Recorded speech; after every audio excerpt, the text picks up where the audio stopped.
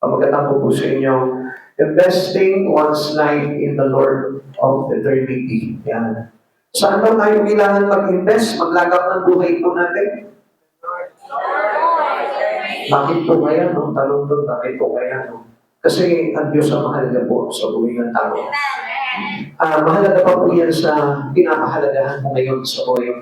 Alam niyo po, mayroon mong istorya na nakakalungkot na kung saan dumating po sa amin at sana po hindi po ito mangyari sa mga taong na kung saan patuloy po na hindi nagpapahalaga sa Panginoon. Tandaan po ninyo, mahalaga ang Diyos sa buhay natin. Mahalaga si Jesucristo kaysa sa ano pa mang bagay. At huwag niyo pong babaliwalan ito kasi darating po talaga yung hatol ng Diyos sa mga tao talaga na kahit kailan hindi mahalaga sa Panginoon o binaliwala nila ang Panginoon sa buhay po nila. Kaya nga, ito po yung pinumungkahi po sa atin ni Apostol Pedro na kung saan we need to invest our life into the Lord, our God. Okay. Pasahan po natin. It is only to invest all here on earth. Kaya nga, ano sabi niya po dito, napakahangalan o kabaliwan sa isang tao na ilagak lamang po yung buhay niya sa mga bagay dito sa mundo ito. At ito po yung kalimitan na sad to see na marami po talagang tao na ganito po talaga yung pamumuhay. Dito lamang po naka-invest sa mga bagay sa mundo ito. Everything tied to time temporary. Lahat po ng mga bagay po nandito sa mundo ito, temporary lamang po yan. Even nga yung mga upuan na yan, nasisira yan. At mawawala din po yan. Even tayo. We are only temporary, pero God wanted us to be eternal. Gusto ng Diyos na gawin po tayo na talagang pangwalang hanggan, ano po. Kaya nga, yun yung pagsisikap. At alam naman po natin, bago mangyari yung isang bagay na gusto mangyari, kailangan may pagsisikap po yan. Kaya nga, ito po yung inilulunsad po sa ating video ni Pedro, na ano sabi, maging masipag tayo, sikapin natin, at magtyaga tayo, manatili tayo. Yun yung mga words na sinasabi po sa atin ng Biblia, na kung saan kailangan tayo maging matyaga talaga tayo sa mga bagay sa Panginoon at hindi po kinatataparan po itong mga bagay nito. Dahil, ulitin po sa inyo, lahat ng mga bagay na pinagkakaabalahan po natin sa mundo ito, it is only things to invest our life on. Kaya, huwag po natin sabihin, mahalaga ito mahalaga sa buhay ko ito. Ako, hindi po totoo yan, nadadaya lamang po kayo. Kaya, pag-aralan po natin mabuti po ito. Ano po? 2 Corinthians chapter 4, verse 18. Kaya napagingin namin ay nakatuon sa mga bagay na di nakikita at hindi sa mga bagay na nakikita. Sapagkat panandalian lamang ang mga bagay na nakikita, ngunit walang hanggan ang mga bagay na di nakikita. Ito po yung sinulat ni Pedro na ito. Inakmaan po ito ng kung saan pinatunayan din po sa sulat ni Apostol Pablo na kung saan sa parehas lamang po yung sinasaad nila na walang halaga ang mundo, walang halaga ang mga bagay sa mundo, ang mahalaga ay si Jesucristo. At yan po yung kailangan po na makita po natin dito sa Christian. Ngayon, kung Kristiyano ka at hindi mahalaga sa iyo ang Diyos, ang gawin sa buhay mo ang Diyos, ay dahil you are not a Christian follower of Jesus. So, mali-mali po yun. Mayroon pang naraya na nakapaloob sa buhay mo kapag hindi po ganon. Amen. Hey, even though it is a Christian, it is still foolish to value things that are only temporary. Tingnan niyo po yan, ha? Kristiyano na tayo, tapos ang paglalagang po natin ng buhay natin ay sa mga bagay na temporary lang. Samantala, we all know that there is heaven, there is a life to be considered as eternal. So, kung mapapansin po natin dito, dapat po pinagtutulungan natin ang pansin. Kaya nga si Pablo, sabi niya, kaya napaningin natin ay nakatuon sa mga bagay na di nakikita at hindi sa mga bagay na nakikita. Kasi yung mga bagay na hindi nakikita, tinutukoy niya dito is the things above. Yung mga bagay sa langit. Okay. Our Lord gave wise advice for investing. Tignan niyo po, sa Biblia, ano naman po sa aklat ni Mateo, Pinatunayan din itong isang apostol na ito na tama rin yung sinasabi ni Pedro at itong si Pablo. Ang sabi naman po dito na ang Diyos ay nag-advise po sa atin, nagmukhain po sa atin, na yung buhay po natin ay invest natin sa Panginoon. So, paano paraan? Sinabi po ni Mateo, chapter 6, verse 19 to 20, huwag kayo mag-import ng kayamanan dito sa lupa. Dito rin may naninirang insekto at kalawang at may nakakapasok na magnanakaw. Sali, mag-import kayo ng kayamanan sa langit. Doon walang naninirang insekto at kalawang at walang nakakapasok na magnanakaw. In order to know about how important to lay treasure in heaven, kailangan po na ang isang tao talaga nagpapahalaga sa Diyos.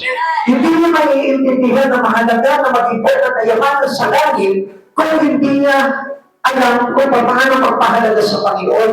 Kaya nga maraming tao hindi gumagawa talaga sa Panginoon. Kaya maraming tao hindi naglilingkod sa Panginoon. Why? Because they didn't know how important to lay treasure in heaven. Kaya kung mapapansin po natin, ang daming mga tao masisipag pagdating sa mga bagay sa mundo ito. Masisipag sila na mag-invest ng kanilang mga kayamanan dito sa lupa. Pero pagdating sa Panginoon, hindi po nila gusto po yung bagay niyon. Kaya mapapansin po natin, maraming mahihirap na churches. Maraming maliliit na churches. And supposed to be, if you are true Christian, alam mo kung saan ka mag-i-invest. Alam mo kung saan mo gagamitin yung kayamanan mo. Alam mo kung saan mo dadalhin lahat ng mga bagay na pagpapalang ibinibigay sa iyo ng Panginoon dito sa lupa. At yun po yung bagay na hindi alam ng mga taong hindi marunong talaga magpahalaga sa Diyos. At alam niyo, mga kapatid sa Panginoon, if you are true Christian, alam mo kung paano maglalagap ng mga bagay-bagay sa buhay mo para makagawa ka ng kayamanan mo doon sa langit. At dahil yun, napakahirap po dito intindihin eh. Alam niyo kung bakit? Kasi marami po mga nadaya po talaga ng sistema ng mundo ito na basta mabait po sila, mabuti sila, ay okay na po sila doon sa harapan ng Panginoon. Pero hindi mo. God want to show us that our labor for Him is very things that we need to value. Yung ating mga ginagawa pagdating sa Kanya, yun yung gusto niya na pahalagahan natin sa buhay po natin. Hindi yung wala po tayo panahon sa mga bagay na ginagawa po sa Panginoon. Kaya mga kapatid sa Panginoon, pag-isip po tayo bago dumating ang Panginoon. Ano po? Pag sa ganun, mga dumating man ang Panginoon, ay mayroon na po tayo kayamanan doon sa langit at hindi na po tayo matitinan pa kahit kailan. Okay. Peter said in Jesus' life, tignan niyo po isang naniparang po dito si Pedro. Noong tayo na makilala niya at ma-encounter niyo po dito si Jesus, he heard the call of Jesus to follow Him and obey. Ang sabi sa kanya ni Jesus, follow me and I will make you a fisher of men. We are called by God for us to learn to invest our life to Him. Inawag tayo ng Panginoon hindi lang para iligtas, kundi para mag-invest ng buhay sa Kanya. What does God means here? Gusto ng Diyos na magtrabaho ka sa Kanya. Gusto ng Diyos paglingkuran mo siya. Gusto ng Diyos sapahin mo siya. Gusto ng Diyos gumawa ka ng mga bagay para sa karangalan niya. At alam niyo, ito yung problema po talaga ng maraming Kristiyano ngayon. Napag-aakala po nila na sila po hindi tinawag sa ganung paraan. Pero, ang nagaligtasan ay para sa lahat. Pero, ang paglilingkod, sinasabi nila hindi para sa lahat. Para sa mga pinili lamang. Come on, people of God. Lahat tayo hinirang ng Panginoon para maligtas. As long as hinirang tayo ng Panginoon upang iligtas at maging tagapagligtas din. Kaya we need to treasure it. Kailangan maging kayamanan din po natin ito para natin sa buhay natin. Yung paglilingkod natin sa Panginoon. Alam niyo mga kapatid sa Panginoon, tingnan niyo po ito Meron po tayong talinhaga po sa Biblia na kapag ang isang katiwala ay hindi naging pakinabang sa kanyang Panginoon, anong ginagawa sa kanya? Itinatapos siya, ginagapos siya, pinagulupot siya, itinatapos siya sa kalimutan. Mga kapatid sa Panginoon, this is a parable of Jesus. Na kung saan, ibig sabihin, galing din po yan sa opinion ng Diyos. Galing din po yan sa gustong mangyari ng Diyos na kapag ang isang tao, iniligtas niya tapos walang pakinabang man lang. o hindi man lamang nagbabalik na pasasalamat niya sa Panginoon, I tell you, there is something wrong with that person. Mayroong mali doon sa Panginoon. Kaya hindi po natin napapansin, easily maraming tao umiiba pagdating sa Panginoon, hindi kasi nagpapahalaga eh. Ayaw kasi nila ibigay yung pagkahalaga po nila sa Panginoon, kaya mayroon silang ibang bagay na kung saan dinadayan sila ng kaaway na yun ang hindi nila pinapahalagaan. Kaya kung natalangin mo ang tao, why? Bakit hindi mo mapaglikuran ng Diyos sa buhay mo? I want to serve God, but I am busy. Hindi ko mapaglikuran ng Diyos dahil marami akong bagay na ginagawa. So, ibig sabihin, there is something that you value in more rather than Jesus. Kaya kung makapansin po natin, ang daming nag-iimitahan na paglikuran ng Diyos sa buhay mo nila dahil sa ibang bagay. At yun ang katotohanan po dito. Pero, no. Gusto ko po na maintindihan po ninyo that Satan offers something which is seen by your eye. Nakikita ng mga mata mo, ano yun? Yung kayamanan ang pinakita sa kanya in Jesus. Yung kayamanan ng kaharian ang pinakita sa kanya. Yun po yung kadalasan na tinanggabulan po sa atin is Satanas. Kung bakit po ang daming tao ayaw maglingkod sa Panginoon because of the thing that sin. Yung mga bagay na nakikita ng ating mga mata, kaya gusto ng tao mag-invest doon sa mga bagay na yun. Kaya nakita nyo, ang dami mga negosyante sa pagpupo natin. Pero, iilan lamang po yung talaga nag-i-invest talaga ng kanilang buhay pagdating sa Panginoon. Matthew chapter 4, verse 19 to 20. Sinabi ni Jesus sa kanila, sumunod kayo sa akin at gagawin ko kayong mga mangingisda ng mga tao. Nung hindi, iniiwan nila ang kanilang mga lapad at sumunod kay Kristo. Tingnan niyo mga kapatid sa Panginoon. Kapag tinawag ka ng Panginoon, hindi ka natututol eh. Because you know that God is very important. Amen. Nag-alam po natin yung value ng Panginoon sa buhay po natin. But if not, for sure, hindi ka susunod sa Kanya eh. Sasabihin mo, sige later, nagkakawa ko sa iyo, Lord, pupunta ako sa iyo. Ganun lang yung sasabihin mo sa Kanya. Pero hindi mo talaga ilalagak yung buhay mo sa Panginoon. Why? Why many people don't want to invest his life to God? Because he wanted to invest his life here on earth. Dito lang sa bagay na ito.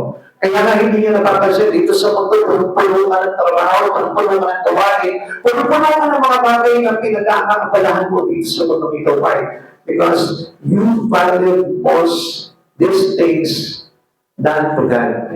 Kaya intindihin po natin mabuti po yung talagayan po ng buhay po natin. Dahil pagdating ng araw, magiging issue po sa atin ng Panginoon po yun. Ang hatulan po tayo kung paano tayo magpahalaga. Babalansin tayo ng Panginoon kung ano po ba yung talagang minalaman at naging kayamanan ng puso po natin.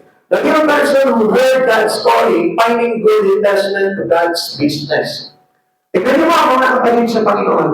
Pag narinig mo yung panawagan sa iyo ng Panginoon, makikita mo kung gaano ang ganda mag-invest ng buhay ni Kristo. Alam mo that you're in a good security. Makikita mo yung buhay mo na dito, siguro na siguro ako, samantalang dito, ano sabi ni Mateo, mayroong mga pagnanakaw. Mayroong mga naniniyang kalawan. So, di ba hindi natin masasabi na kapag ako, naglingkod ako sa Panginoon, mayroong nanakaw dito. Wala na makakapagnakaw ng lahat ng bagay na ginawa mo sa Panginoon. Because you honor God and you're labor to Him. No one can stand it. Walang sino na makakaano nito. No one can rob you for the things that you have been labor for the Lord. Ang tahan po natin yung mga kapatid sa Panginoon. Yung bagay na ginawa mo, nandun tumatatak po yan sa kalangitan. Kaya hindi po tayo nakakapaglagap po ng ating kayamanan sa langit. Near the end of life, we had no regret. Para pagdating po ng araw, wala po tayong pagsisisihan sa buhay natin. Bakit? Hindi ko pa napaglikuran ng todo, Panginoon. Nandun na ako sa Jacob, hindi ko pa pinaglikuran na maiging. Nandun na ako sa Jacob, lumabas pa ako. May ministry na ako, iniiwan ko pa. Alam niyo, maraming pagsisisi po natin yun. Dahil doon po tayo nakakapag-invest ng ating kaluluwa para kay Kristo Jesus. He had proven the promises of Christ. Pinakita po dito na sa Panginoon, ang dami po talaga pangako ng Diyos eh. Pangako, hindi naman nagpasan ng pangako nitong sistema ng mundo na ito. Pangako na hindi magkontra dito sa mga pinangako lamang ng sanlibutan ito. At yun po yung dapat na makita po natin dito that, Sir, there is no regret about you. Wala ka pagsisisihan. Pagawat mo sa Panginoon, buti na lang ginawa ko ito. Buti na lang tinignan ko lang ang Panginoon. Buti na lang inuna ko ang Diyos sa buhay ko. Buti na lang isinuntabi ko yung mga bagay na temporary at inuna ko yung mga bagay na eternal para sa Panginoon. Alam niyo, mahilig po yung makikinabang nun. Tayo po lahat ang makikinabang po nun. Katulad po na sinasabi po dito, sa Peter chapter 3 verse 9, ang Panginoon ay hindi nagpapabaya sa kanyang pangako dahil ang inakala ng ilan. Sa halip, nagbibigay siya ng pagkakataon sa lahat sapagkat hindi niya nais na mapahama kundi ang lahat ay mapagsisi at tumalibay sa kasalanan. Tingnan niyo. Kaya ang tinang hindi pagbumagal ng Panginoon, paano gusto niyang bigyan ng chance ang isang katulad natin. Ikaw na hanggang ngayon wala ka pang panahon sa Panginoon. Ikaw na hanggang ngayon magamit ka pa rin sa Lord. Ikaw na hanggang ngayon wala ka pa rin tanim sa Lord. Ikaw na hanggang ngayon hindi mo pa rin maibigay ng todo ang buhay mo sa Panginoon. Ikaw na hanggang ngayon tinatagpuan ka pa rin ng Panginoon. Ikaw na hanggang ngayon tinatapad ka pa rin makipag-fellowship sa Lord. Yan ang pangako ng Diyos. Kaya hindi mo bumabalik ng Lord dito dahil sa atin. Kaya hindi mo bumabalik ng Diyos until now dahil gusto niya na mailigtas niya tayo. Because many churches around the world, mayroon pang sistema na dapat ayusin. At kabilang na rin po yung church natin po doon na kailangan ayusin natin yung mga bagay-bagay sa buhay natin at sa ganun madali nang darating ang Panginoon. Minsan yung iba nagpapakasasaka sa mundo eh. Minsan ini-enjoy pa ng iba yung mga makasalimutan tayo eh. Which is, alam niyo po ba mga kapatid sa Panginoon, that was a big regret someday. When we praise the throne of Christ Jesus, the judgment throne of Christ Jesus, alam niyo po ba nakakatakot? Nahahangunan ka ng Panginoon, itatakot ka doon sa impyerno, ano pang sasabihin sa buhay ko, wala na. Dahil yung pagpagligtas na mismo ang lumakon sa iyo at inagtakot sa iyo doon sa impyerno. Kaya pali, may mga oras dito, dapat pinag-iinaman na po natin yun. Yung alam niyo, yung pagiging busy po natin dito sa mundo na ito, there is an impact about our salvation someday. Dahil pagkaroon po natin talaga sa white throne of judgment ng Panginoon, baka nga hindi na po tayo marating sa white throne of judgment eh. Baka doon pa lamang po tayo sa judgment ng Lord. Kasi kung hindi po talaga tama yung ating mga ginagawa, nandun tayo, kakatulad tayo ng kamatayan na agad.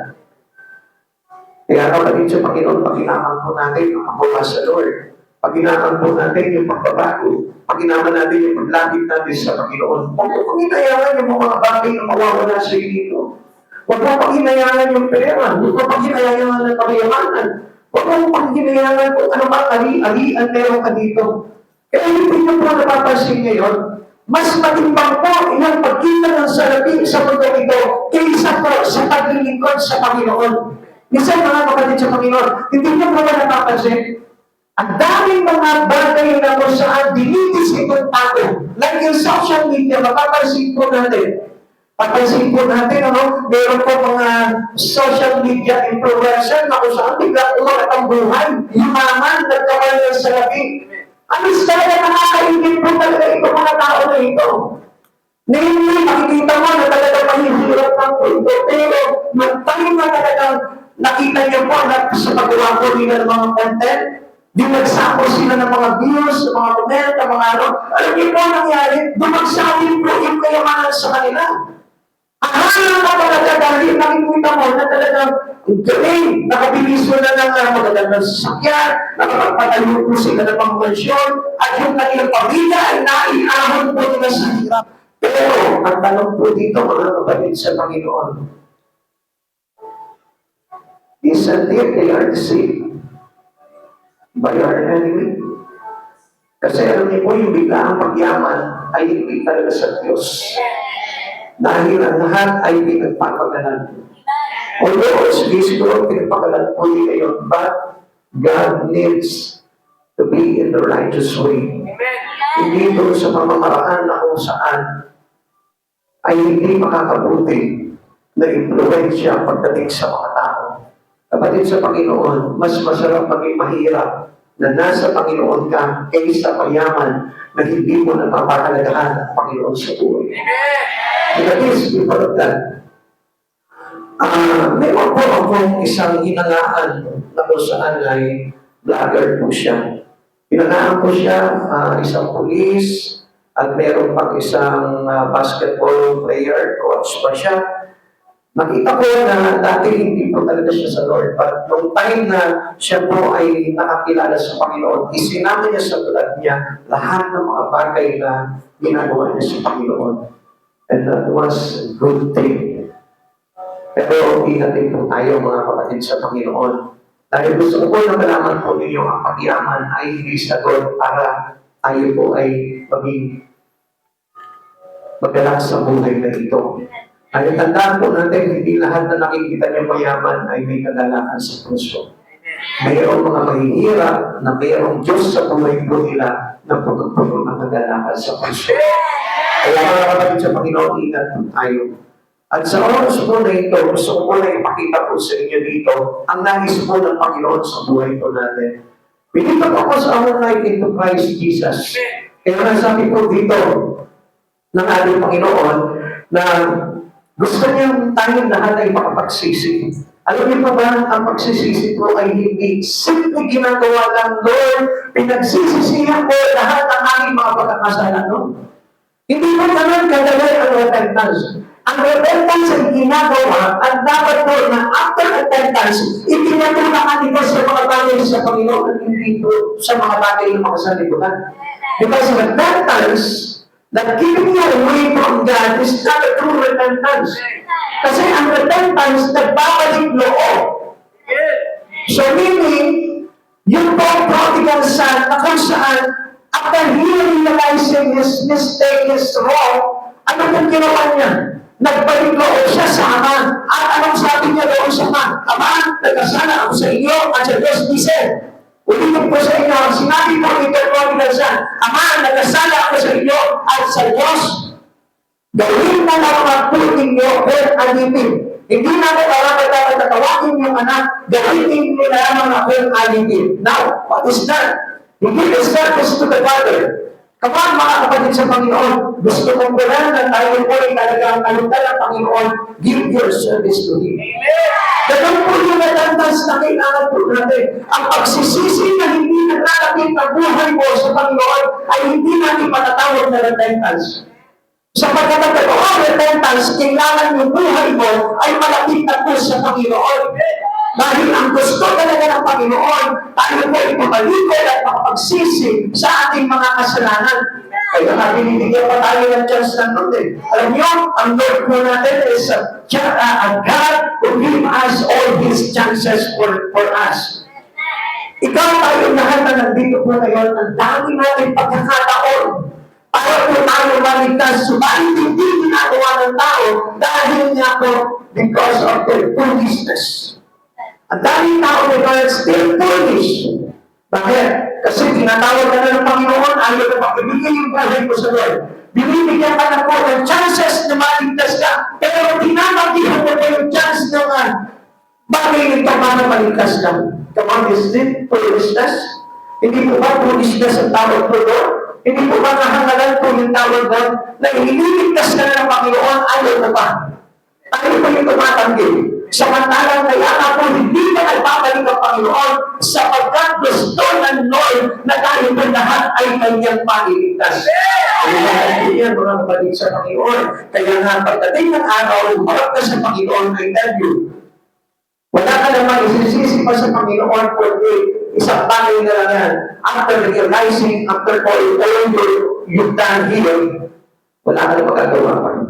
Dahil hahatulan ka na lang ng pagtutol. Kaya before Christ coming, kailangan ayusin na po natin lahat. Ito na po yung chances po natin. He wanted everyone to repent. How? By coming and serving to Him. Pagpikulan mo ang Panginoon sa buhay mo. At kung hindi natin kaya gawin po yung ibig sabihin, walang halaga sa iyo ang Panginoon at walang halaga sa iyo ang kaligtasan mo. Amen? Kaya hindi niyo po napapansin, alam niyo, ito po yung pagkakataon na there is a big chances for us all. Ayaw lang dito, ang laki ng pag-asa natin para maligtas tayo. After all, alam niyo po ba mga kapatid sa Panginoon, kaya nga nandito kayo kasi bukas pa yung inyong pag-unawa. Pero alam niyo po ba, sa sandali na tumalikod ka sa Panginoon, iniwanan mo yung mga bagay na ginagawa mo sa Panginoon, wala na. Yung pag-unawa, unang-unang wala na sa iyo. Kahit na anong paliwanag sa iyo, sinabi nga po ng Biblia, na kahit na anong pagpapaliwanag sa iyo, hindi mo na maunawaan sapagkat yung iyong kaisipan ay sinaranan ng Espiritu ng Sanlibutan. Kaya mga kapatid sa Panginoon, be watchful. Ingatan natin yung mga bagay na ginagawa po natin. Nandito ka na, open na yung minded mo pagdating sa Panginoon, dapat yung Espiritu mo ay patuloy na tumatanggap ng mga bagay na ino-offer sa iyo ng Lord. We know for others to do the same. Tignan niyo po ito, hindi lamang po sa atin o sa maging sa iba, gusto niya na mangyari itong mga bagay nito na ang pagpapahalaga sa Panginoon ay dapat natin talagang ginagawa sa buhay po natin. So, Peter chapter 3 verse 11, dahil ganito ang magiging bakas na lahat ng bagay, magbuhay kayo ng may kapanalan at sikapin ninyong pagiging makatiyos. So, nandito po dapat nakapasok yung buhay natin. Our life was encircled in this kind of living. Ano po ba ito ang buhay na gusto sa ating Panginoon? This is how we invest our life to God. Yun po, pamumuhay po natin na may kapanalan at maging parang mga anak ng Diyos. Now, paano po tayo magiging mga anak ng Diyos kung iba po yung pinagkakaabalahan natin sa buhay natin? At kung makikita po natin na tayo po i-influence pa rin ng buhay ito, so ibig sabihin po nito, we still not belong to the children of God. We still belong to the children of this world. Nandun pa rin po tayo sa paghahagi ng mundo ito, ay wala sa paghahagi ng Panginoon. At yun po yung dapat na sinusupin po natin sa buhay po natin. Katulad ito mga apostol na ito na kung saan sinupin din po nila sa sarili po nila, katulad din po ng dapat natin gawin. Now, invest your life to Jesus, to work with Him, living according to Christ Jesus. Yung pamumuhay na naaayon sa ating Panginoon. Now, Peter made a clean call for wise investing. Yan, tinatawagan po tayo ni Pedro na kung saan gumawa po tayo na kung saan madalinong paglalagak ng ating buhay sa ating Panginoon. Okay? Ano ba itong bagay nito? Number one, the deceptions of possessions lead us astray. Yung mga nangahawakan po natin sa buhay po natin. Come on, mga people of God. Ikaw, tayo lahat. Every individual right here in this room, mayroong mga pinanghahawakan na dapat mong bitawan. Kaya, mayroong bagay na hindi makalapit-lapit tayo sa Panginoon because of these things that holding on to your possession. Subukan mo, bitawan itong bagay nito, makikita mo makakalapit ka ng todo sa Panginoon. Pero kaya maraming tao hindi makalapit-lapit sa Panginoon because of this, what is holding in His hand. Amen. Alam niyo mga kapatid sa Panginoon, mas pinipili nga nila yung hawak nila kaysa hawakan nila ang Panginoon sa buhay po nila. At ito po yung napakahalaga sa buhay po natin. Minsan pinipapalit natin ang Panginoon sa anumang bagay. Minsan magaling po natin pagpalit ang Panginoon sa mga bagay-bagay lamang po sa buhay natin. Pero ang hindi natin alam, ang Diyos hindi man lang natin maipagpalit. O hindi natin magpili man lang sa buhay natin kaysa sa ibang bagay. Remember that everything in our possession is less valuable to God. Wala nang hihingin sa Diyos. Amen. Only God is the most.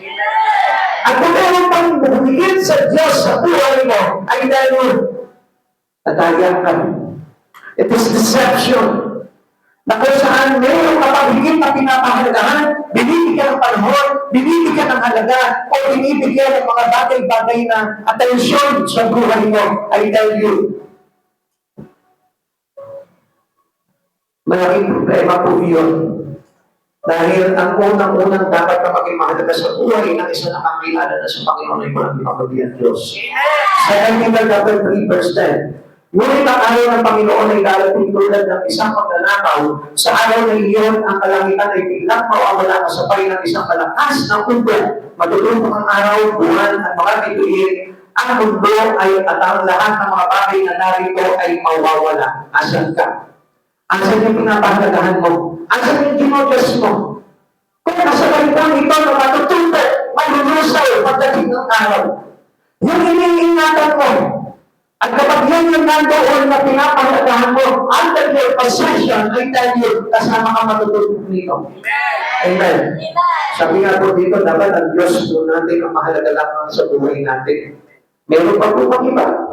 Sa iyo, para sa iyo, ano po ba talaga ang mahalaga sa iyo? Kung mahalaga sa buhay mo ang Diyos, dapat inuuna mo ang Diyos, bigatihin mo ang Diyos, at number one sa buhay mo, pag-isip mo pala sa umaga, siya na agad yung hinahanap mo, at hindi yung ibang bagay. Sabi nga po, in Isaiah chapter 14, verse 18, saan niyo ihahabin ang Diyos o kanino ninyo siya itutulad? Meron ba? May itutulad mo ba siya sa kayamanan mo? May itutulad mo ba siya sa dami ng pera mo? Walang halaga lahat ng mga bagay na yun. Sapagkat kailangan ng tao ng kaligtasan. At kung kailangan mo ng kaligtasan, kailangan mo ng buhay na kailangan, mas higit na kailangan mo ang Diyos sa buhay mo. Dahil siya lamang ang makakapagbigay dito para sa atin. Whatever I prioritize in your life is what matters to you. Kung ano man yung inuuna mo sa buhay mo, yun ang mahalaga sa iyo. Kaya mga ko sasabihin, mahalaga ang Diyos sa buhay mo, pero you have the best time for you. You have the best ever for me. At ano one thing, mga kapatid sa Panginoon, pagdating na araw, hindi tayo makakapagdahilan sa Panginoon. Lord, pasensya ka, naging busy kasi ako, kaya hindi kita talaga nauna. Come on. It is not good enough to be your reason pagdating sa harapan ng Panginoon. Mas mabuti pa na ngayon malamang sabihin ko sa Panginoon, Lord, gusto ko matutunan yung priority kita sa buhay ko. Tulungan mo ko. Wala tayong magagawa po doon dahil ang totoo talaga na pagmamana ng kahayaan ng Diyos ay yung mga nag-iipon na kayamanan at nagpapahalaga sa mga bagay sa Panginoon. Intindihin po natin yung mga bagay nito kasi kung hindi natin maiintindihan yan, wala lahat itong mga bagay nito na ating pinag-aaralan. At hindi pa rin magiging interesting things ito sa buhay mo. Kaya marami ko, makikita nyo, not a lot of Christians in the churches has an interest to listen and to do the things that they learn from Him, from our God. Hindi lahat ng mga Kristiyano ay may interest sa mga bagay pagdating sa kabanalan ng Diyos. Meron mga nakikinig lang pero ang totoo wala namang interest sa puso po nila. Dahil those people who had a real interest to God is willing to do the things, is willing to obey God, is willing to understand Him deeply. Unawain nila talaga itong mga aral na ito dahil gusto nila matutunan at gusto nila makipamuhay yung mga bagay nito. Tignan niyo po ito. The wealth of earthly possession has deceived many. Sino-sino pa itong mga na-deceive na ito, mga kapatid sa Panginoon? Tignan niyo po ito. Unang-una, the deceptions of possessions sent Lord to Sodom. Alam niyo po ba kung bakit po napunta po ito sila doon sa Sodom? Kasi sa pagpapahalaga niya doon sa kanyang mga kayamanan. Isa nakinig po kayo. Dahil sa sobrang pagpapahalaga ng isang tao sa kayamanan, napunta siya sa kasalanan. Kaya nga kapatid sa Panginoon, hindi magkakagalito po itong silo, hindi na pipiliin yung lugar ng Sodoma kung wala po siyang mga malaking kawag po ng mga panahon na yun. Kung makonti lamang po yung kalaman ng Ibador, hindi na po piliin yung lugar ng Sodom. Kaya nga mga kapatid sa Panginoon, sometimes our rich in our possessions that turn us into evil. Yun yung naglalagay po sa atin ng kasamaan. Kaya nga po natututunan natin talikuran ng Diyos sa buhay natin. Natututunan natin panuhalangin ng Diyos sa buhay natin. Natututunan po natin hindi magbasa ng Biblia, hindi mag-pray, hindi mag-post sa mga Facebook po natin na mga bagay na makakapagbigay ka po yan sa Panginoon. It is because of the things of all these things that deceive us. Kaya hindi nyo napapansin mga kapatid sa Panginoon. If you are a real Christian, sa Facebook mo pa makikita mo totoo ka na. Punong-puno ng mga bagay na makakapagparangal sa Panginoon. Kaya kapatid sa Panginoon, there is something wrong. Kung talagang ikaw totoo Kristiyano ka, hindi yung inyong mismong ginagawa ay dapat makikita na mayroong kinalaman sa ating Panginoon. Lumisan, sabi ko nga po, napanood ko po yung kanta po ni Rian. Kaya kita niya yung goodness of God. Diba? Nakaka-bless kasi dati hindi naman po ganun yung bata, ano po, diba, sister. Pero, noon, iba yung kinakanta niya eh. Nakakanood ko yung ano niya, yung mga post niya. Dati iba yung kinakanta niya, pero pipili mo ang bata, no? Ang bilis po talaga nila magkaroon ng affection pagdating sa Panginoon. Kaya sabi kong galing itong bata to. Alam niya na kung paano piliin yung mabuti kaysa sa masama. At yun po yung dapat na ituro natin sa mga anak natin. Eh kung isa tayo matatanda na, pero di pa rin yung mga kinakanta natin. Diba? So meaning, hindi tayo talaga nakapokus sa Panginoon. Kaya mga kapatid sa Panginoon, ingat po tayo. At alam niyo po ba, minsan, dami mga nagsasabing Kristiyano po sila, pero pag chinek niyo po yung laman ng Facebook po nila, hindi mo makita, hindi mo mabanaan ang Kristiyano. Come on, that was foolishness. If you are really Christian, mag-re-reflect po sa buhay mo lahat ng bagay niyon. Kahit sa simpleng number mo lang, mag-re-reflect yun eh. Makita mo yung number mo, may words of God. Sa lahat ng bagay, meron ka. Sa iyo mga sasakyan, makikita mo, mag-re-reflect yun. If you are truly a Christian, sa iyong pananamit, nakikita ko, lahat ng mga damit mo, meron ka po yung talaga ng ating Panginoon. Amen. At yung pa yung totoo na hindi talaga daya na kung saan talaga pinapakita niya, I am proud to be a follower of Christ Jesus. Minsan sabi natin, malalim tayo sa Lord, pero hindi nga natin maipagmalaki ang Diyos sa buhay po natin eh. At let's face this reality, mga kapatid sa Panginoon. Kasi baka mamaya pagdating ng pagharap natin sa Panginoon, madaya tayo. Like for example, itong si Lord. Ano ba nangyari sa kanya? Sa pag-aakala niya na pag-inak ito, kayamanan niya ito, dinaan niya agad ang maganda pastulan ng kanyang mga kawan at anong napili niya? Yung Portugal na siguro na kung saan pinapumugaran pala ng mga tao, pero mga kasamaan ang pinagagawa. Kaya kapatid sa Panginoon, sometimes our possessions in life turns into evil. Kaya ingat po tayo mga kapatid. Ito pa po. The deceptions of possession cost the rich young ruler his soul. Kaya po nakita niyo po ito. Dahil sa laki na kayamanan po nito, binanamaya na ito. Tinanggihan niya ang Diyos na ito. Na ipagpili niya lahat ng kanyang ari-ari at ipamahagi sa baba at sumunod kay Kristo. Mas pinili niya ang kayamanan niya kaysa piliin na sumunod sa Panginoon. Nowadays, maraming Kristiyano ganyan po. Mas pinipili nila yung mga bagay na makapagpapalaban sa kanila kaysa makakapagpayaman sa kanilang kaluluwa. Alam niyo, yun po yung nakakatakot eh. Kasi hindi nila alam kung ano yung pagduduwa nila. If your choice turns you into evil or turns you into the things of the world, I tell you, pagdating ng araw, napakalaking pagsisisi po niya. The deceptions of possession sent the rich one to hell. Ito ba ang laman na ito? Ano ba nangyari po sa kanya? Wala siya kamalay-malay na malalagot ang kanyang hininga at wala na po pakinabang lahat ng kanyang ari-arihan. Minsan tayo po mga tao, o Kristiyano na po tayo, pero ang pagpapahalaga natin sa pagpapayaman. Sa pagpapahalaga po natin sa mga bagay na gusto natin mag-invest dito sa pagpapito. Kaya ano nangyayari? Kapitaan tayo ay inaabutan ng Panginoon at hindi po tayo naligtas. Ano ba nangyari po dito sa rich pool?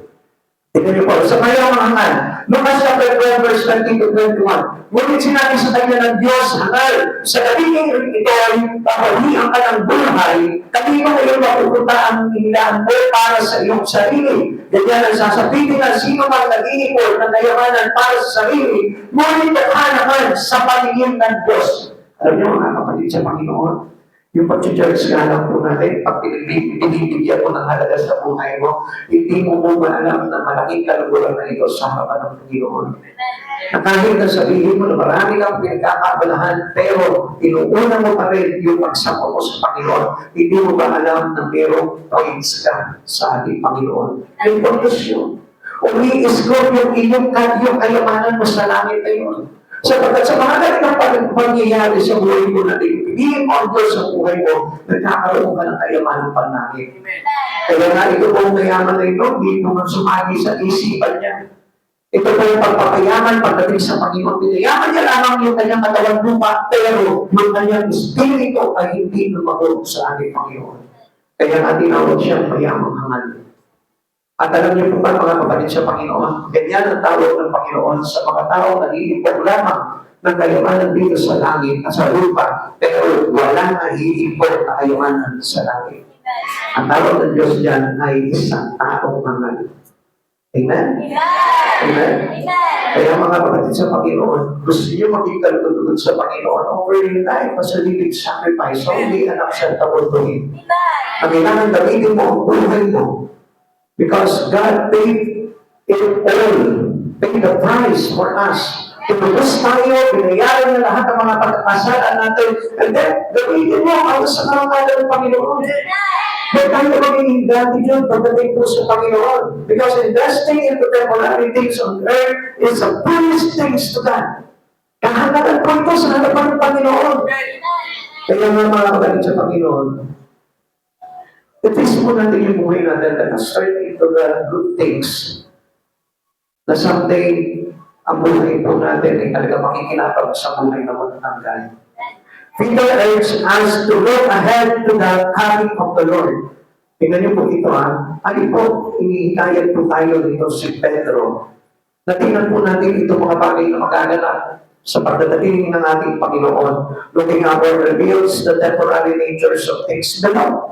Kung papansin po natin yung kalagayan po ng mundo natin, kung titignan lamang po natin, kung papansin lamang po natin yung mga bagay doon sa kalangitan, makikita po natin kung gaano kahangal yung pamumuhay dito sa mundo Makikita natin kung gaano walang kasaysayan dito mga bagay nito. Hindi na ang malaki. Mamamatay po At kung wala kang Panginoon sa buhay mo, ang iipiyan mo naman.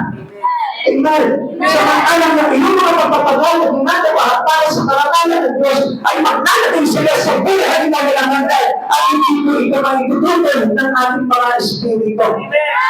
What will your possession be worth when Christ returns? Sige nga po, sabihin po natin sa oras nito, ano po bang meron ka ngayon na may pagmamalaki mo sa harapan ng Panginoon? Nothing. Only yung iyong ginagawang pagpaparakal sa Panginoon. Yung iyong ginagawang pagpaparakal sa Panginoon. Kaya nga mga kapatid sa Panginoon, ang dami po mga nangangahas, ang dami po mga parang binibita ko nila sa buhay ko nila. Ito ako, graduate ako, mataas ang pinag-aralan ko, mayaman ako, mayroon akong titulo, mayroon akong authority. Kaman kapatid, pagdating ko sa harapan ng Panginoon, wala lahat yun. Wala ang silbi lahat yun. Mas pupurihin pa ng Panginoon yung mga mahihirap na wala talaga sa buhay, pero nagdagat ng buhay sa ating Panginoon. This is a wise one, invest in things above that stand the test of time. Mga kapatid sa Panginoon, dapat ito po panahon na ito, dapat ngayon, subukin mo yung sarili mo kung talagang ikaw ba talaga nakatayo ka talaga sa Panginoon.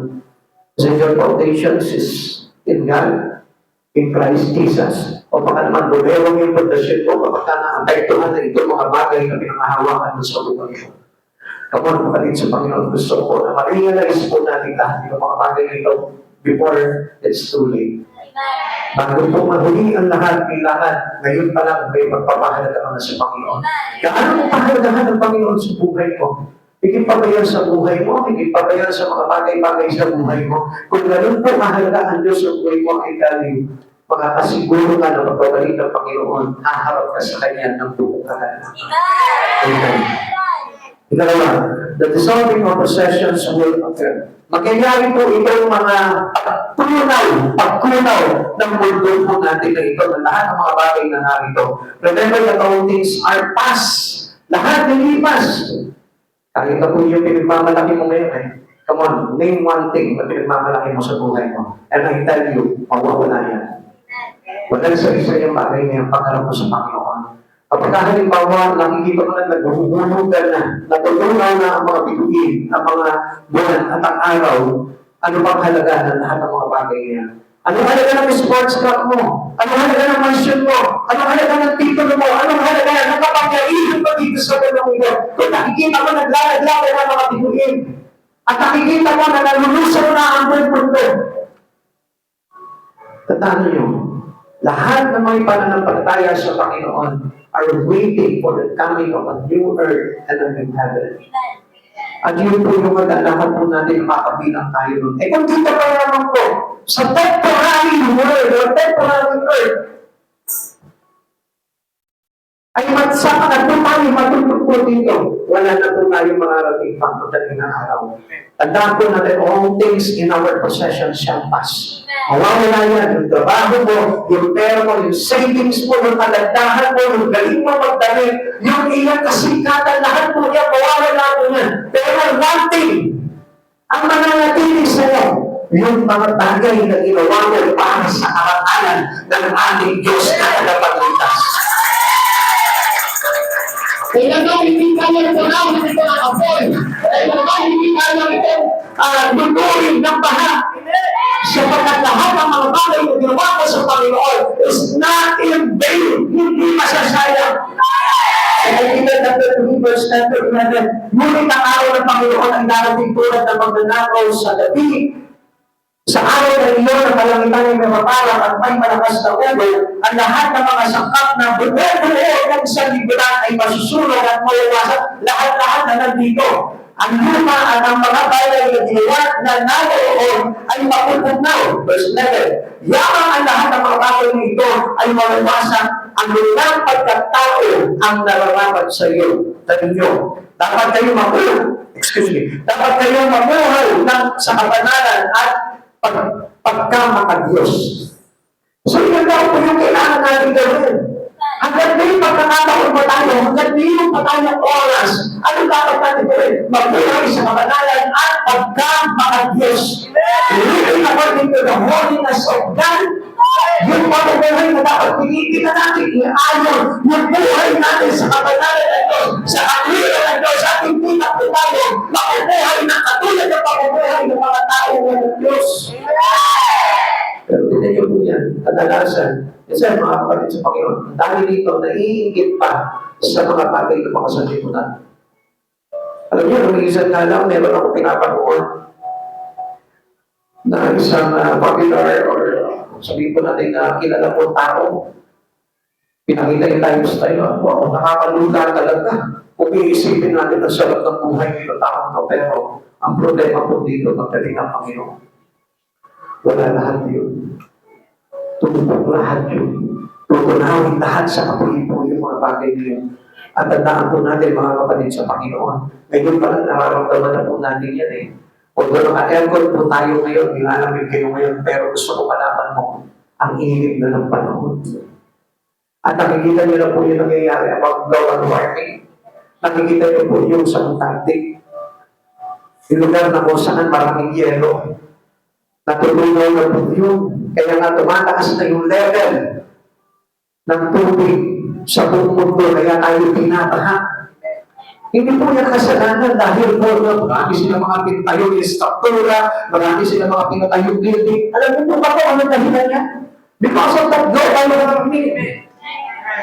Umahapay na ba yung tubig? Pero ito po ang hindi tubig yung kalintanan. Yung init na tumutuyo naman sa isang inihula, sa isang prophesy, yung pong river of Euphrates. Amen? Hindi matatakan, nagpapahaan na sa lahat ng damo, maging disyeta, binabaha, pero yung river of Euphrates na yung Euphrates, natutuyo. Bakit? Kasi dyan dadaan yung mga hari na makikipagdigman. Anong ibig sabihin nyo? It is a preparations of the coming of the end of the world.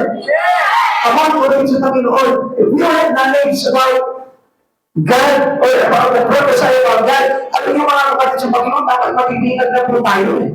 Kaya nga, ito yung chances na ipinapaalam sa atin ng Panginoon, bahaan sa ibang lugar, sa lahat ng bansa, pakita niyo po sa Texas, bigla na lang may magasahan po yung baha. Pero hindi niyo po napapansin, yung matagal ng ilog na yun, ay tumadami talaga yung tubig na ilog. Bakit? Hindi nyo nakasalan sa Biblia. Kaya mga kapatid sa Panginoon, naglalarawan lamang po ito na malapit na po talaga tuloy ng Panginoon. Pero ang tanong, bakit marami pa rin tao ang pagpapahalaga nila ay sa mga bagay na temporary na. Kaya nga marami po panlalabigan sa kanilang pananampalataya because they are the same. Nagkaya po sila dito mga bagay dito na sa pagkakakala po nila na ito yung dapat na maging start point natin sa buhay po natin. Maging mayaman ka sa mundo ito. Nasagana ka sa lahat ng bagay. Kumar po natin sa Panginoon. I love you, people of God. Pagpili ko lang po ng buong todo ng Panginoon. Dito ko nagmulang na paalala po sa inyo lahat. Ito na po yung panahon na dapat tayo maglakad ng buhay sa Panginoon. Hinay-hinay na lamang po sa pagkita. Dahil ito yung panahon na sinasabi sa atin ng Panginoon na tayo magpantay dahil nalalapit na ang pagdating ng lalaking ikakasal. Kaya nga dapat na po puno tayo ng langis, which is the anointed of God. At alam niyo po ba, without that anointing of God, paano wala po yung mga bagay na ginagawa po natin? Dahil yung anointing na yun, yun yung nagpapaalam po sa atin para makagawa ng bagay sa buhay po natin para sa karangalan ng Panginoon to prepare for the coming of the groom. Paano tayo ikakasal kung kulang yung ating fuel? Kung kulang yung langis natin.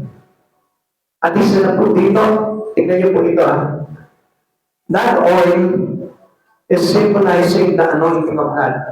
At yung anointing ng Lord na yun, yun yung inilagay niya doon sa mga alagad niya kung bakit sumipat po sila sa magawa. Come on. If you are a Christian without that oil, that extra oil, I tell you, talagang hindi ka gagawa pagdating sa Panginoon.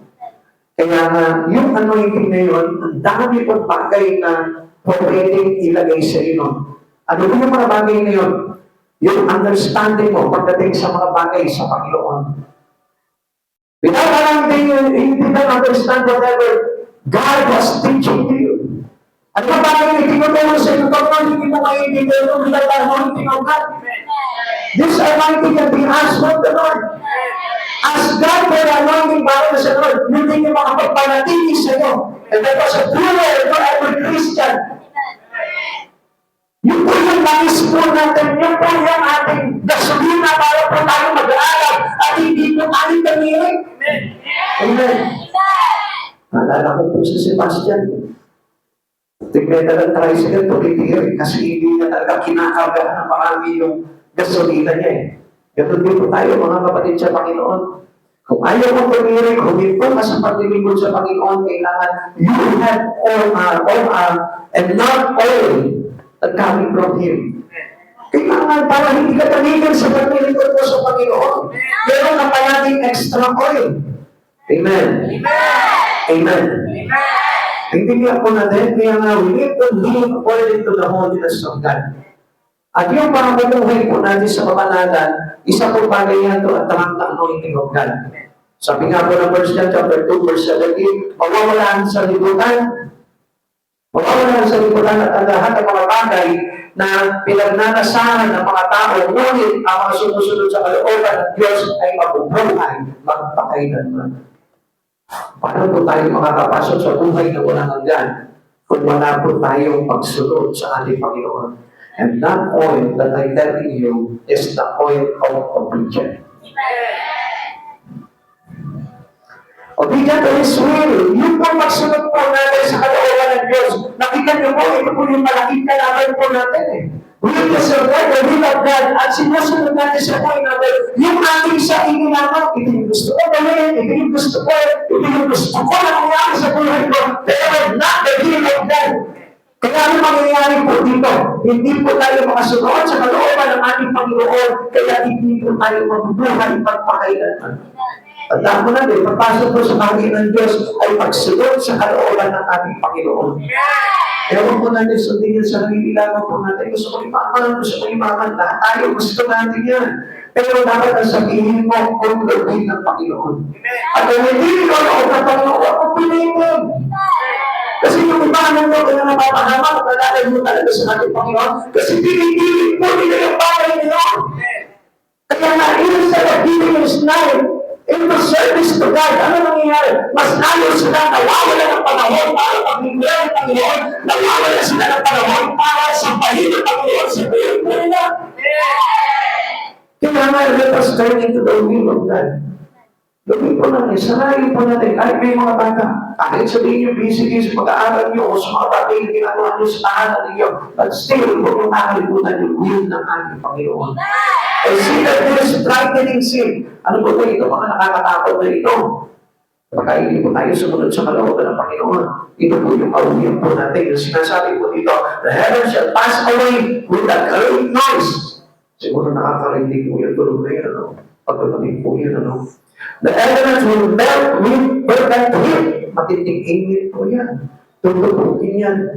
Kaya kahit na yung mga maiiwan po dito, alam niyo po ba, hindi tayo makakatagal, matutunaw din tayo. Kaya mga kapatid sa Panginoon, before it was happened, kailangan nandun na tayo sa piling ng Panginoon. The earth and its work will be burned up lahat. Hindi ka ba natatakot? Kung hanggang sa oras na ito, hindi mo pa binibigyan ng halagaan Diyos sa buhay mo. Hindi ka ba natatakot na hanggang sa oras na ito, ulang na ulang pa rin ginagawa mo sa Panginoon? Hindi ka ba natatakot na hanggang until this day, piniplis mo pa rin yung sarili mo na okay naman yung ginagawa mo? Come on, why don't you ask God, Lord, is it your will for me? Ito ba talaga yung gusto mo panawagan na sa akin? Kung gusto ko na makita niyo po yun, every Christians need to learn or to know what is the real calling of God to you. Ano ba talaga yung panawagan sa iyo ng Panginoon, yung maupong ka lang dyan, yung mag-relax ka lang sa bahay mo, yung magpayaman ka lang, magparami ka ng pera, yun lang yung gusto na Lord sa buhay mo. Come on. Lahat niya walang kinalaman sa Diyos. Especially kung hindi na tayo gamitin ng mga bagay niya sa pagpaparangal sa Panginoon, and consider that your sin. Sabi ko rin is nasabihin ang kasalanan niya because it hindered you. But you're calling to God. Yun yung umahadang sa iyo. Sa panawagan mo talaga sa Panginoon, kung bakit hindi ka makasunod sa kalooban ng Panginoon. And it is frightening. At alam niyo po ba nakakatakot na pagkaroon ko sa Panginoon, sabihin sa iyo ng Panginoon, wala ka man itong nagawa para sa akin. Come on, pag-isipan po natin mabuti po yan. Hindi ko po kayo tinatakot, pero yun po yung gusto mangyari po sa atin. Pinatunayan po ito ni Apostol Pedro at pinatunayan din po ito ni Apostol Pablo. At wala na po tayo mag-itatanggi doon. The dissolution requires a decision. Mag-decide ka na ako ngayon. Hindi bukas, hindi sa makalawa, hindi ngayon na po. How shall we then live? Paano po tayo mamumuhay? Better to have that right now, live according to His will. Mas maganda na meron ka na talagang Diyos sa buhay mo. Kung sabihin, nagsisimba ka, meron ka ng Diyos.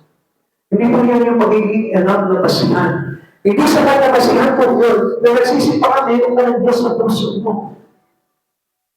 Kung hindi mo masusundin yung kalooban ng Panginoon na sa buhay mo, hindi mo rin masasabi na Diyos ka.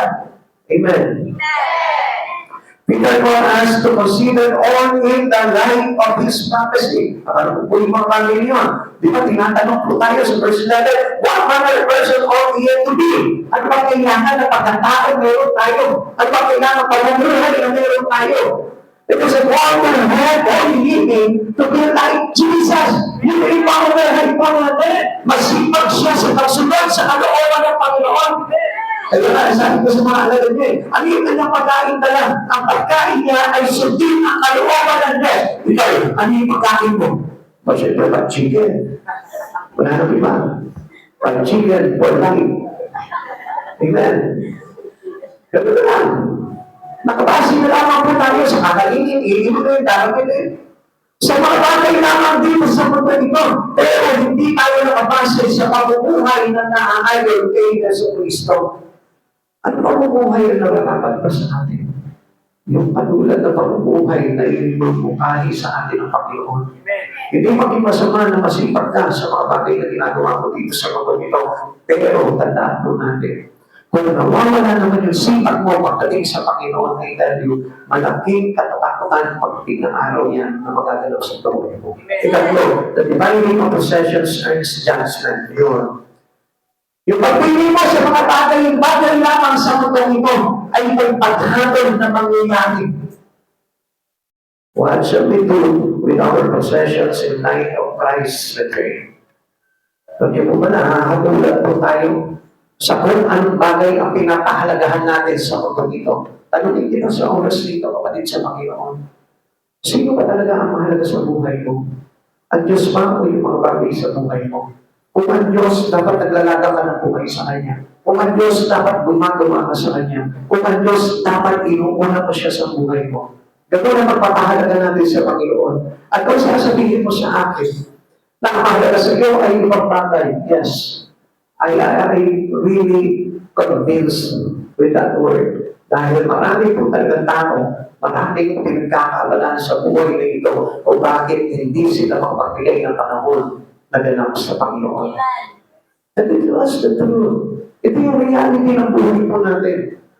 Sinasabi natin that I belong to God, I am the power of the Christ Jesus, pero hindi mo siya nakikita kung nasa si Jesus. Ang sabi nga po ni Jesus sa kanyang mga alagad, kung nasa ng Panginoon, nandun ang kanyang mga alagad. Kung nasa ng alagad, nandun ang Panginoon. Naku mga kapatid sa Panginoon, if you are a follower of Christ Jesus, if you are a disciple of God, dapat lagi kang nandun kay Kristo. And you must know that. Huwag natin lumuhin yung sarili po natin. Dahil ang katotohanan ay nakasaad na lahat sa Biblia. At sinabi na po sa atin ng Panginoon, lahat ng mga babala, lahat ng mga talinhaga, lahat ng mga bagay na dapat ipaunawa sa atin, Panginoon, para sa kaligtasan po natin, ipinahayag na po sa atin ng Lord yan, at dapat maliwanaw na po natin na unawaan ito. Kaya mga kapatid sa Panginoon, pag-uwi mo ng bahay, manalangin ka sa Panginoon, tanongin mo, Lord, paano ba dapat mong gawin? Pupulungan ka naman ng Panginoon eh. Sasabihin sa iyo ng Panginoon kung ano yung dapat na pahalagahan mo sa buhay mo. And obviously, wala siyang ibang sasabihin sa iyo, kundi pahalagahan mo siya. 2 Peter chapter 3 verse 12, habang hinihintay ninyo ang araw ng Diyos, magsikap kayong mabuti upang dumating agad ang araw na ang kalangitan ay matutubok at ang mga bagay na naroon ay matutunaw sa matinding init. Alam niyo, kapag tayo naliligtas na ng Panginoon, pangyayari na lahat ng bagay niya. Tatampusin na talaga ang mundo. Pero kung hindi man na tayo po ay makapagbalik loob sa Panginoon, still mangyayari kami po niya. Dahil nakikita ng Panginoon ang gawa ng tao. Nakikita niya ng pasama ang tao. At marami po sa mga tao ngayon ay talagang pinipili ang ibang bagay kesa sa Kanya. Have an eagerness to do things in the Lord. Dapat na sikapin po natin yung bagay niyo. Magkaroon po tayo talaga ng kasiyahan at pagbiguran ng Diyos sa buhay po natin. Come on, lahat po tayo dito. There's no exempted. Wala pong exemption po dito. Sa panawagan ng Panginoon, ikaw, ako, tayo lahat na nandito, maglingkod ka sa Panginoon. Gulungan ka sa Panginoon. Huwag mong i-please yung sarili mo na gawin dito, na unawa naman dito, ganito lang ang kailangan ko, ganito lang pagkatawag sa akin ng Panginoon. Never. Hindi ganun ang pagkatawag sa iyo ng Panginoon. Gusto ng Lord na ito that the whole life of you is given up to Him. Ibigay mo sa Kanya, sa Kanya nakagaling eh. At yun po yung gusto talaga mangyari ng Lord. Gives to the Lord and His work, lay up treasure in heaven. Ano po ba yun? Share your treatise in life. Ano po ba yung mga treatise natin? Yung time, treasure, and talent. Dapat yan, iliukol natin sa Panginoon po yan. Kasi yung mga kapatid sa Panginoon, alam niyo, kapag nagtamod po tayo sa Panginoon, tayo rin po yung nawawalan eh. There is a sad story that I heard. Ito lamang po, kailan lamang po ito. Na mayroon po isang pamilya na naglilingkod sa Panginoon. Meron po isang pamilya na naglilingkod sa Panginoon, kasama niya yung mga anak niya, masaya sila naglilingkod sa Panginoon.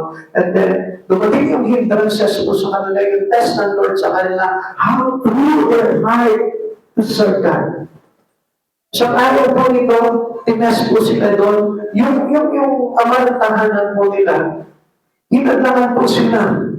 At isa-isa po sila na wala po sila sa Panginoon, umito sila sa paglilingkod sa Panginoon, at binantaan po sila. Naiiwanan po sila dito. At alam niyo po ba, ang kagisa-gisa po na nakakatakot na nangyari po dito. Nabalitaan mo na lang na nagkaroon ng magiging karamdaman yung kanilang kamanlahanan. Hindi na makapagtrabaho. At yun po yung sinasabi sa atin ng Panginoon, na never boast about what you have in your possession. Huwag na huwag mong ipagyayabang ito laban sa Panginoon. Instead, everything that you have in your hand, make this a worship to God. Huwag mong pagdadamutan ng Panginoon sa buhay mo. Dahil hindi natin ito nakakamit sa buhay natin kung hindi dahil sa tulong ng Diyos. Marami nagdadamot sa Panginoon. Kaya ano sabi mo sa atin? Na dapat gamitin po natin your talent, your time, and treasure. Hindi tatutugan. Bigay mo sa Panginoon. Ilagay mo sa Panginoon. At huwag ikaw ay maging hadlang sa mga tao na malapit sa Panginoon. Sapagkat aanihin mo yung kabayaran ng every consequences. At sabi nga po natin, napakikabuha ko na tayo po, meron po tayong utang. At yung utang na yun, binayaran kay in full by God. At dapat lamang po na tumanong tayo ng pasasalamat sa nagbayad nito. Amen. At sabi po ng Mateo 6:20, sa halip, mag-ito kayo ng kayamanan sa langit, doon walang nangingiram ng insekto at kalawang, at walang makapapasok ng magnanakaw. Alam niyo mga kapatid sa Panginoon, mas masarap na mag-impok palagi ang kayamanan sa ating Panginoon. Wala ka pang pera ngayon, wala kang kayamanan dito, pero pagdating ng araw, sasalubungin ka ng Panginoon doon, mayroon kang isang malaking mansyon na mabihiraan sa kanyang pagitan.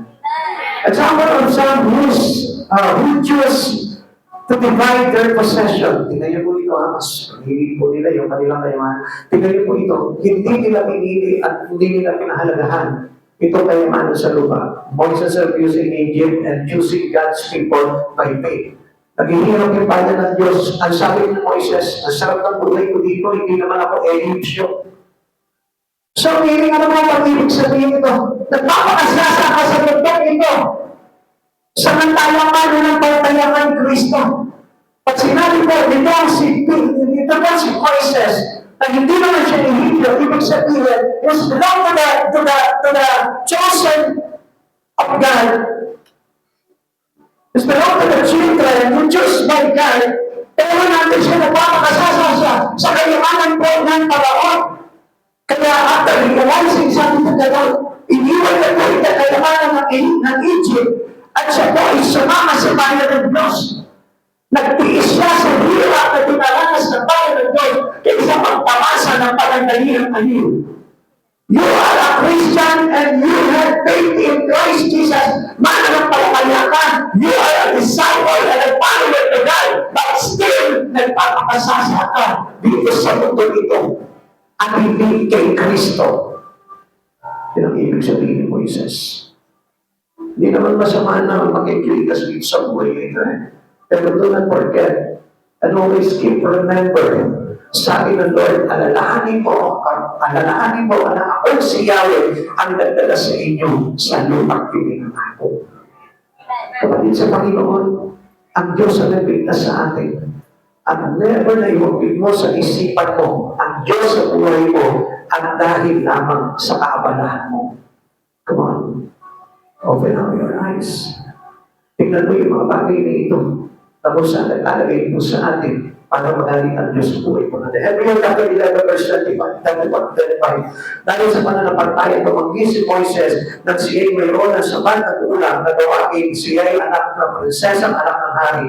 Iniling pa niya manghihati sa atihan dinaranas ng bayan ng Diyos kaysa matamasa ng panandaliang aliw na dulot ng kasalanan. Never allow to live accordingly to this word. Do not conform to the pattern of this word. Because conforming your life into the pattern of this word is sin. Kaya nga sabi ng Lord, don't conform. Huwag kayo mag-iisa sa mga bagay dito sa lupa ng ito. Sapagkat ang damaak dito sa mundo ito ay kasalanan. Kaya nga here is worthy living and it just happy things in his life.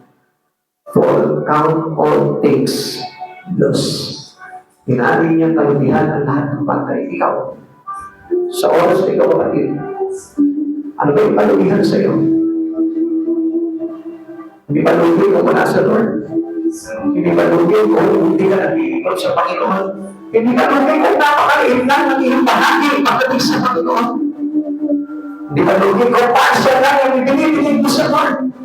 Sabi ni Pablo, Philippians chapter 3 verse 8, oo, itinutuloy ko na lang at lahat ang lahat ng bagay bilang kapalit ng nalang mahalaga ang pagkakilala kay Kristo Jesus na ating Panginoon. Ang lahat ng bagay ay itinalagay ko na lang kabuluhan ay itinuloy ko ang basura na at kailangan sino? Si Kristo! Mas aking dalas niya ay makakit si Kristo sa buhay niya. Hindi niya rin lang inasam na makakit niya ang laman ng sanlibutan. Hindi ba dapat ang buhay mo natin nakakit sa Diyos? Hindi ba dapat ang buhay natin ay hindi manakit sa Diyos kundi natin nakakit sa Diyos? If you are a follower of Christ Jesus, dapat sana kung nasa ng Panginoon nandun ka, kung nasa ng kayamanan nandun dapat ang puso mo.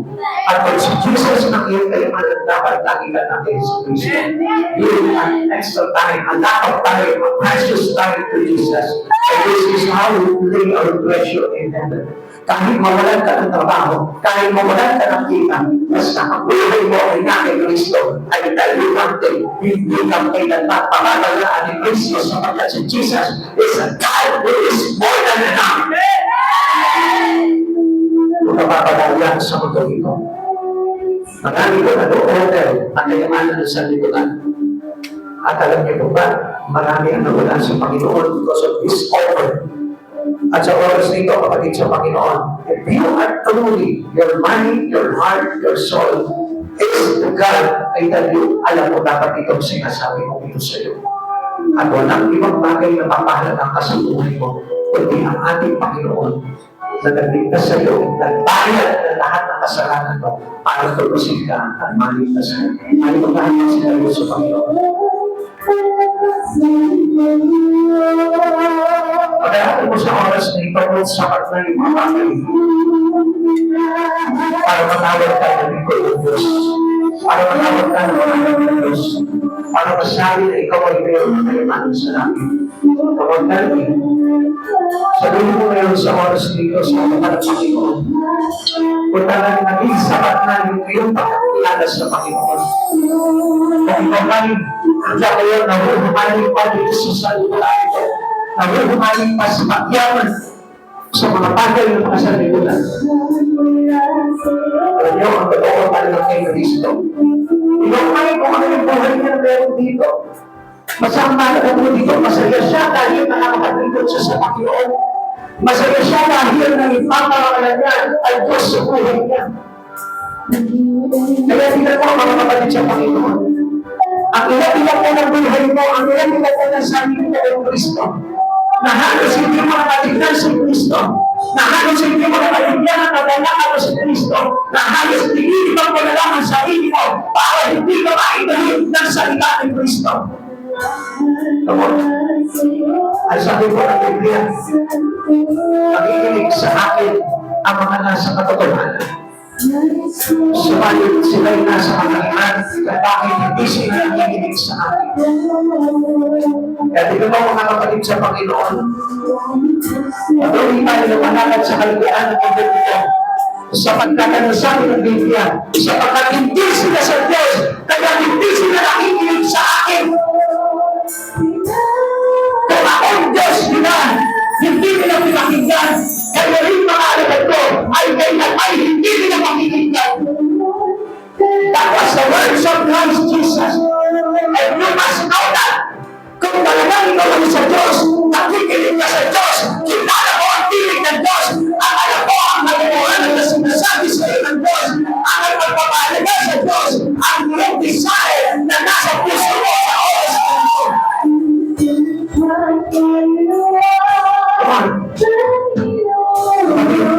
Walang Kristiyanong pagkapanggap lang. Dapat maging totoo tayo sa mga ng Panginoon.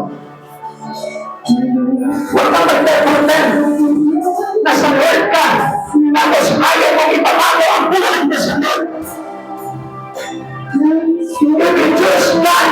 tonight, you are willing to be changed. You are willing to be disciplined by God. You are willing to turn your life into the holiness of God. Hindi na ng Diyos ka, nagpapabago ka, magpapalinis ka sa kasalanan, ang willing ka na kalimutan at kalimutan ang kasalanan na ginagawa mo. If you are the God, you commit your life into the holiness of God. Hindi ka mahihiligin sa mga bagay na makasanlibutan, kundi ang dapat ang kinaiinitan ng isang tao na kay Kristo ay ang mga bagay na makabanal. Paano siya magiging banal? Paano siya magiging patuloy? Paano siya mamumuhay na katulad at kay Kristo? Yun ang dapat na desire niya at kinaiinitan at pinauulaman sa buhay. Hindi niya kinaiinitan yung kayamanan ng pasanlibutan. Hindi niya kinaiinitan yung sikat sa lipunan. Hindi niya kinaiinitan yung mga maraming mga pera. Hindi niya kinaiinitan yung mga maraming kayamanan sa buhay ito. Kundi ang kinaiinitan niya yung katulad ni Pablo, yung katulad ni Pedro, yung katulad ni Halagal, na mayroon ka na kayamanan sa langit. Kaya hindi tayo mahirap na may kakayahan ka kay Yeso Cristo. Hindi mali marami kang utang. Basta ang mahalaga dito ay kapag ka sa Diyos ang hilig ka magbigay ng buhay sa Panginoon. Kapatid, gusto ko makita ang lahat sa atin dito lahat kung paano magpahalaga sa Diyos. Hindi sapat ang pagsisimpan. Hindi sapat na marunong ka magparin. Kung hindi ka naman marunong maglatag buhay mo sa Panginoon, it is useless. Kung walang halaga sa iyo ang mga bagay na ginagawa sa Lord, o pinagpapaligan mo ang mga bagay tungkol sa Panginoon, hindi magiging sapat ang pagkakilala mo sa Panginoon at sasabihin mo mahalaga ang Diyos sa buhay mo.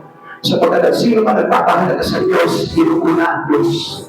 Tandaan po natin, tayo din ang mga tinawag ng Panginoon, niligtas ng Panginoon, tinubos at biniyaran niya sa lahat ng pagkakautang natin sa kasalanan.